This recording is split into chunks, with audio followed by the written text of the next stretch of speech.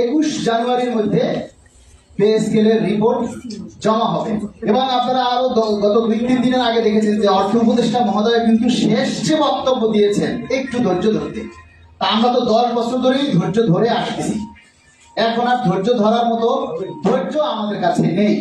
আপনি যে আশার বাণী সারা দেশের কর্মচারীদেরকে শুনিয়েছেন, সেই আশার বাণীটা যদি আবার নেগেটিভ হয়, তাহলে কর্মচারীরা যদি জ্বলে উঠে, সেটা কিন্তু আপনারা নিভাতে পারবেন না।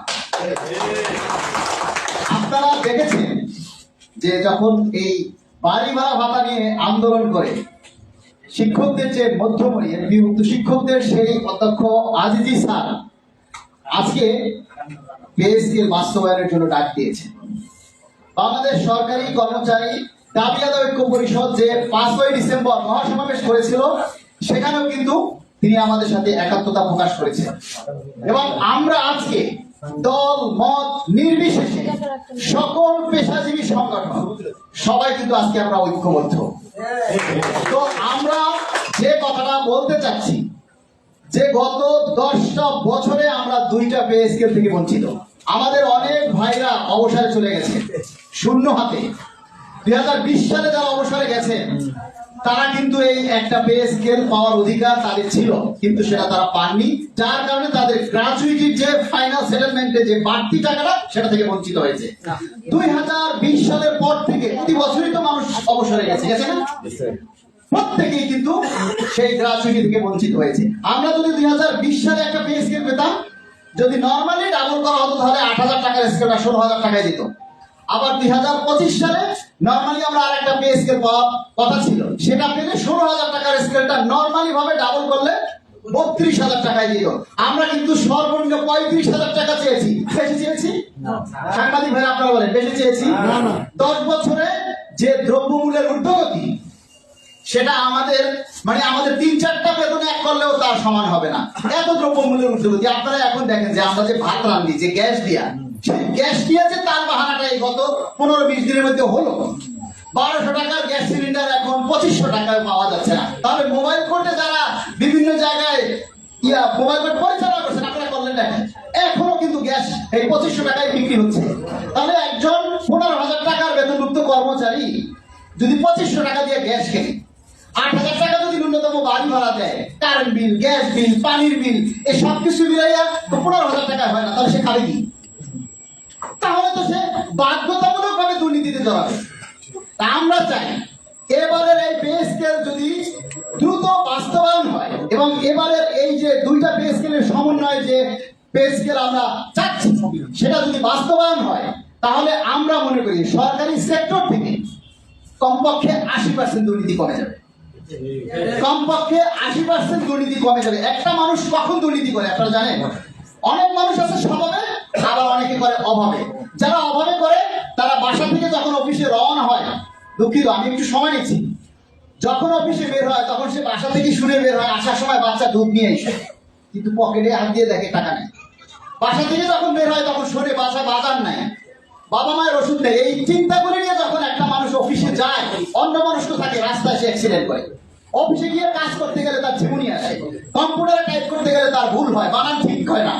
তা এই যে একটা দুশ্চিন্তা, তা সে কি রাষ্ট্রের সেবা দিবে নাকি তার সংসারের দুশ্চিন্তার কথা চিন্তা করবে? তখন সে বাধ্য হয়ে কিভাবে উপরি একটা টাকা ইনকাম করা যায় সেই চিন্তা করে। এটা হলো অভাব।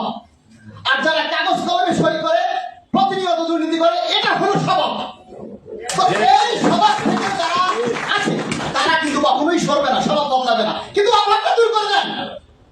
যারা অভাবে দুর্নীতি করে তাদের অভাবটা দূর করে দেন, দুর্নীতি চলে যাবে। দুর্নীতি করতে সরকারি কর্মচারীরা কোনো কিছু থাকবে না। আর যে কর্মচারী সিগনেচার করতে পারে না, সে কখনো বড় দুর্নীতি করতে পারে না।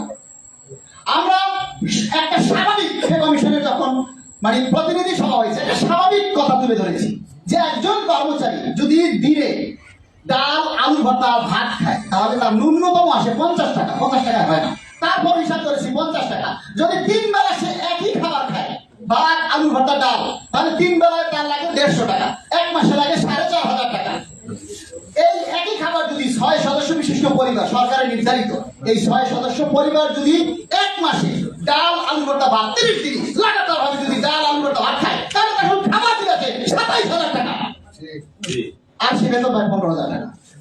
তাহলে সে চুরি করবে না, দুর্নীতি করবে না, করবে কি? তা আমরা এই অন্তর্বর্তীকালীন সরকারের মাননীয় প্রধান উপদেষ্টাকে বলবো, মাননীয় প্রধান উপদেষ্টা, আপনি শান্তিতে নোবেল পেয়েছেন, সেই শান্তিটা বাংলাদেশে বিরাজ করে যান। আমরা সেই শান্তিটা দেখতে চাই যে আপনি শান্তিতে নোবেল পেয়েছেন, আমাদেরকে আপনি শান্তি দিয়েছেন। আমরা অশান্তি চাই না। আমরা প্রজাতন্ত্রের সরকারি কর্মচারী, সরকারের সকল নিয়ম নীতি মেনেই কিন্তু আমরা আন্দোলন করি। আরে আমরা তো অফিসের কাজ বন্ধ না হয় সেজন্য শুক্রবারে আমরা কর্মসূচি দেই, শনিবারে কর্মসূচি দেই। কেন দেই? যাতে সরকারের কাজের ব্যাঘাত না ঘটে। তারপর যদি আপনারা না বোঝেন তাহলে কিন্তু আমরা অফিস বন্ধ করে দিয়ে বাধ্য হবো। সেই কাজটা দয়া করে আমাদেরকে দিয়ে করাবেন না। আর এই যে শিক্ষক যারা আছেন, এরা মানুষকে শিক্ষা দেয়। যখন একটা বাচ্চা জন্ম নেয় তখন ও আ বলে, ক খা বলে, কিন্তু তাদেরকে হাতে খড়ি দিয়ে শিক্ষা দেয় কিন্তু এই শিক্ষকরা। সেই শিক্ষকদের সম্মানটা, সেই শিক্ষকদের মর্যাদাটা অনেক আগে তুলে ধরা উচিত ছিল আপনাদের। আমরা দাবি জানাবো এই 31শে জানুয়ারির মধ্যে যাতে আমাদের এই নবম পে স্কেলের গেজেট জারি করা হয়, এবং এই দাবি জানাবোর সাথে সাথে যাতে এমপিও করণে এই জোটকে, এদের দাবিকে যাতে সামনে যে নির্বাচন আসতেছে সেখানে যত জাতীয় দল আছে আপনারা আপনাদের ইশতেহারে অন্তর্ভুক্ত করুন। অন্তত ইশতেহারে অন্তর্ভুক্ত করে দেখান যে আপনারা শিক্ষকদের সম্মান করেন। সেই সম্মানটুকু অন্তত দেখান। বাস্তবায়ন পরের কথা, আগে এই সম্মানটুকু দেন। ভোট নেওয়ার সময় কিন্তু আপনারা অনেক কিছুই বলেন। আমি কিন্তু একটা ভিডিও দিয়েছি, আসিতেছে নির্বাচন, কাকে দিবেন ভোট? অনেকেই কিন্তু হাতে ধরিয়ে দেবে 1000 টাকার নোটের বন্ধে। যদি ভুলে যান পূর্বের ইতিহাস, নির্বাচনের পরে ধরিয়ে দিবে কিন্তু বড় বড় বাস।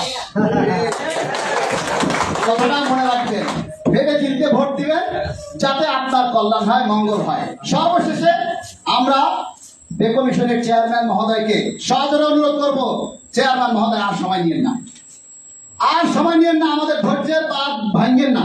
আপনার প্রতি 22 লক্ষ মানুষের আশা ভরসা, আপনি 22 লক্ষ মানুষের অভিভাবক, আপনি সেই শুধু দায়িত্ব মানে পে কমিশনের রিপোর্ট জমা দিলেই আপনার দায়িত্ব শেষ নয়, বরঞ্চ এটাকে বাস্তবায়ন করা পর্যন্ত আপনি মানে বাস্তবমুখী কার্যক্রম চালিয়ে যাবেন। এটাকে যতদিন পর্যন্ত বাস্তবায়ন না হয় ততদিন পর্যন্ত আপনি অ্যাক্টিভ থাকবেন বলে আমরা প্রত্যাশা করি, এবং এই সরকারের কাছে অনুরোধ করি যে সারা জীবন মানুষের কাছে আপনারা মাথার তাজ হয়ে থাকবেন যে অন্তর্বর্তীকালীন সরকার আমাদের সরকারি কর্মচারীদের ইতিহাস সৃষ্টি করে গেছে। ধন্যবাদ সবাইকে। আসসালামু আলাইকুম।